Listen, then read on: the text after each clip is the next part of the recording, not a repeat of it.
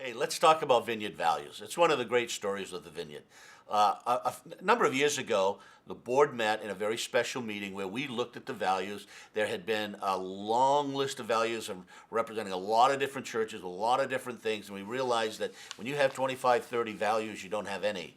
So we went on an exercise that Bert Wagner, our former national director, put us through. And that board, men and women, worked for a couple of days, really whittling that thing down and got down to 5 things that we all pretty much were in agreement. Again, wordsmithing here and there, trying to substitute a word here and there, but the general agreement being that we value the theology and the practice of the kingdom of God. We value the experience of God. God is not just a cognitive God, we just know about God, but we actually know God and how important that is in our worship.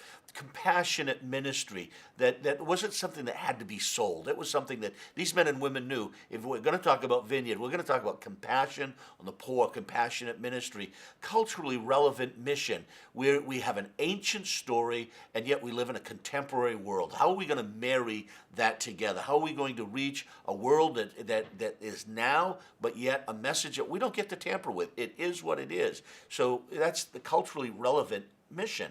Also, reconciling community. If the Vineyard is anything, it's a community that is bringing what is broken together. What is broken between God and man, what's broken between man and man, churches and churches. No matter what's going on, if a Vineyard church is really going to be useful in its community. It's going to be a reconciling community. So those things just didn't happen. Those values just didn't come out of thin air.